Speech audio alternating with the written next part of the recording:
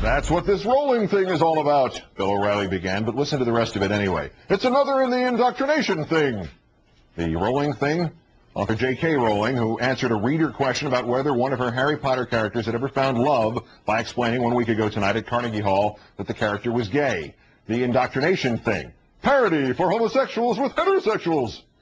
Our third story in the countdown, a month after his racist remarks about a New York restaurant, O'Reilly now coming out against tolerance, a little more than 4 years after, according to the lawsuit from his former producer Andrea Macris, Bill tried to talk her and a female friend of hers into performing homosexual acts while he was present. To paraphrase the hypocrite's mantra, do as I say, not as I fantasize. O'Reilly's favorite complaint against critics of his work, they never watch it, they don't know the context. He admits he's never read any of Rowling's books. He even made a slip on air suggesting he didn't know if J.K. Rowling was a man or a woman. As the other old saying goes, that never stopped us before. O'Reilly, Tuesday. You know, why did she do it? She did it to provoke. I think this is a provocateur. This woman's a provocateur. Well, she's a very smart woman. I think she's a provocateur. Now, many parents are worried in America about the gay agenda and indoctrination of their children to see homosexuality in a certain way. That debate is raging all over the country. This now becomes part of that debate. Does it not? When his guest said no, naturally, he came back on Wednesday and said it even louder.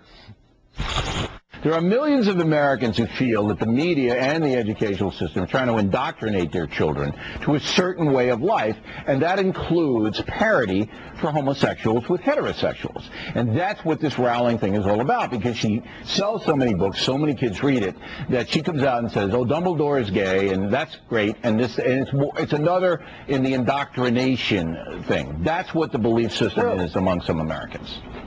I'll be honest with you. I don't think you can indoctrinate a kid into being gay. You might indoctrinate him into tolerance. He's not going to be gay, but it's tolerance of it.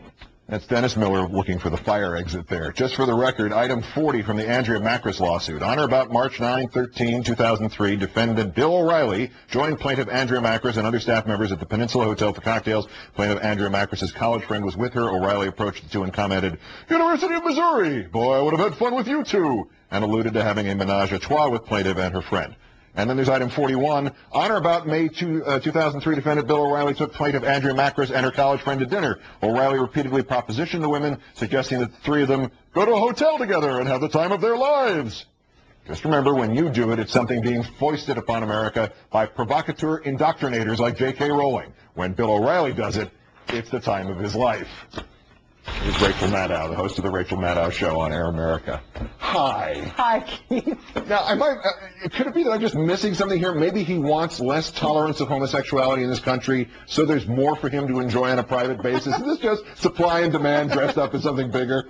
Even if we can stay away for the moment, just for me, from the image of what Bill O'Reilly wants to do with any other human being in a hotel room, even if you just take the case against tolerance, it reminds me of the right-wing talking point heading into the 2006 elections, where they kept intoning San Francisco values to try to scare us about the prospect of Nancy Pelosi being Speaker of the House. And the idea was, be afraid of the tolerant people. Be afraid of the place where there is less prejudice and less discrimination. The idea that they're actively, willing to make the case for being intolerant is kind of refreshing, but it is a little worrying. Yeah. By the way, San Francisco values turned out to be cheaper rice-a-roni. Yeah. Transparent hypocrisy in this and several fairly complicated psychological issues on his personal level. We know he needs treatment. We know this for a long time. Why is this bigger than one man and his falafel, as it were? Well, I mean, we can tell from his public statements and what we know in the legal record that he seems to be a little mixed up about the sex. And so a lot of people are mixed up about sex. We're a nation of people who are mixed up about sex. That's who we are. But not everybody gets to elaborate on national television. And so while mostly I think he just makes an idiot out of himself, there is a line where it approaches a little bit scary, where the Venn diagram of idiotic and scary overlap, and there's Mr. O'Reilly in the middle, and that is when he actually decides that he wants to make a concerted, agitating case on television for being intolerant of the gays. And definitionally, on what J.K. Rowling was doing in the book, he doesn't have the term right. I mean, indoctrinate means to instruct in a doctrine, principle, ideology, etc., especially to imbue with a specific partisan or biased belief or point of view, and the synonyms are brainwash, propagandize.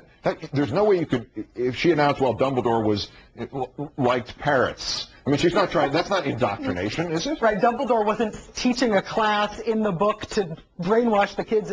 I mean, if the presence of a secretly gay character was enough to brainwash people into liking the gays, think about how different the U.S. Senate would be. You know?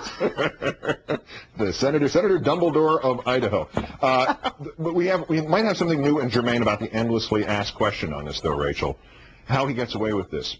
Fox Noise's Washington bureau chief, Brian Wilson, was speaking to journalism students at Texas Tech last night and said this. Let me quote this precisely. Bill O'Reilly is not a journalist. It's an opinion-based program. I think we get unfairly smeared because of Bill O'Reilly, and it has a huge following. I don't agree with half of what he says, but that's what characterizes Fox News. This is the classic straw man argument, too, because Fox News is not biased or racist or sexist or homophobic. Just Bill O'Reilly is. And it's not like Fox News has any control over what he says or whether he ever appears on television, right? The unfair smear. Yeah. How on earth could you hold us accountable for hiring this man who says these things that then we disagree with? Yeah, it's a little hard to take. It's an amazing thing. If only people's lives were at stake, it would be hilarious and entertaining, and I'd watch.